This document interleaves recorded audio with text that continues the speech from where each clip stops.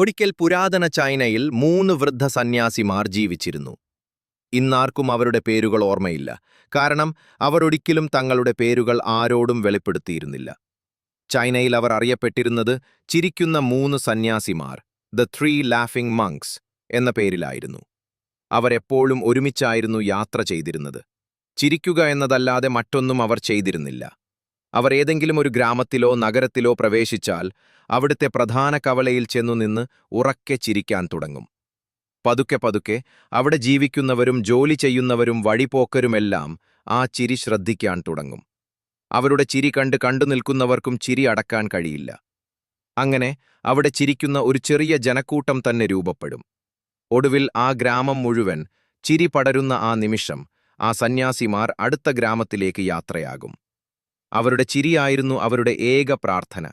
അവർ ആരോടും സംസാരിച്ചിരുന്നില്ല, ഉപദേശങ്ങൾ നൽകിയിരുന്നില്ല. ആ ചിരിയിലൂടെ ഒരു പ്രത്യേക സാഹചര്യം സൃഷ്ടിക്കുക മാത്രമാണ് അവർ ചെയ്തത്. ചൈനയിലുടനീളം ജനങ്ങൾ അവരവരെ സ്നേഹിക്കുകയും ബഹുമാനിക്കുകയും ചെയ്തു. ഇങ്ങനെയുള്ള ആത്മീയ ഗുരുക്കന്മാരെ ജനങ്ങൾ അതിനു മുൻപോ ശേഷമോ കണ്ടിട്ടില്ല. ജീവിതമെന്നത് ചിരിക്കാനുള്ള ഒരു വലിയ അവസരമായി മാത്രം കാണണം എന്നതായിരുന്നു അവരുടെ സന്ദേശം. പ്രപഞ്ചം തന്നെ ഒരു തമാശയാണെന്ന മട്ടിലായിരുന്നു അവരുടെ പെരുമാറ്റം. അങ്ങനെ വർഷങ്ങളോളം അവർ ചൈനയിലുടനീളം സഞ്ചരിച്ച് സന്തോഷവും ചിരിയും പകർന്നു നൽകി. എന്നാൽ ഒരു ദിവസം വടക്കൻ പ്രവിശ്യയിലെ ഒരു ഗ്രാമത്തിൽ വച്ച് അവരിലൊരാൾ മരണപ്പെട്ടു. ഗ്രാമവാസികൾ ഞെട്ടിപ്പോയി. വയലിലെ പണികൾ പോലും ഉപേക്ഷിച്ച് ആളുകൾ ഓടിക്കൂടി. മരിച്ച സന്യാസിയുടെ സുഹൃത്തുക്കളായ മറ്റു 2 സന്യാസിമാർ ഇതിനോട് എങ്ങനെ പ്രതികരിക്കും എന്നറിയാൻ എല്ലാവർക്കും ആകാംക്ഷയുണ്ടായിരുന്നു. അവർ കരയുകയോ ദുഃഖിക്കുകയോ ചെയ്യുമെന്ന് ആളുകൾ പ്രതീക്ഷിച്ചു.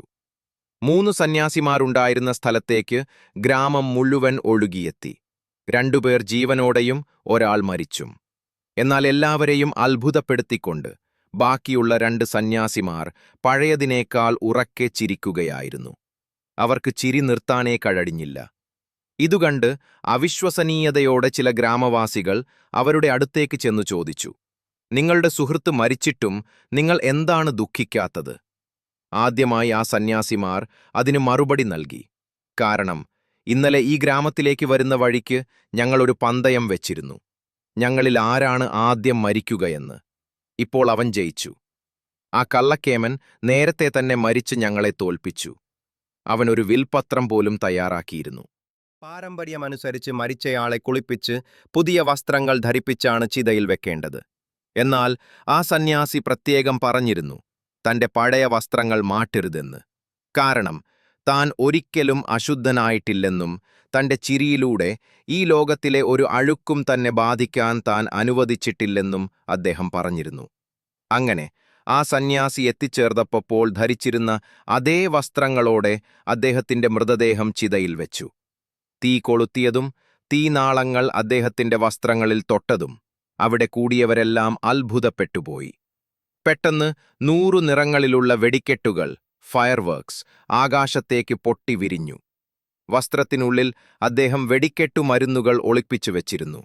ആ കാഴ്ച കണ്ട് അവിടെ കൂടിയ ജനങ്ങളും സന്യാസിമാർക്കൊപ്പം ചിരിക്കാൻ തുടങ്ങി.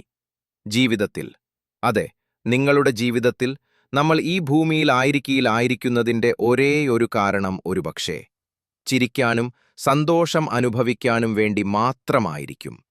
അതുകൊണ്ട് അടുത്ത തവണ നിങ്ങൾ ഒരു പ്രശ്നത്തെ നേരിടുമ്പോൾ കണ്ണാടിയിൽ നോക്കി ആ പ്രശ്നത്തെ നോക്കി ഒന്ന് ചിരിക്കുക.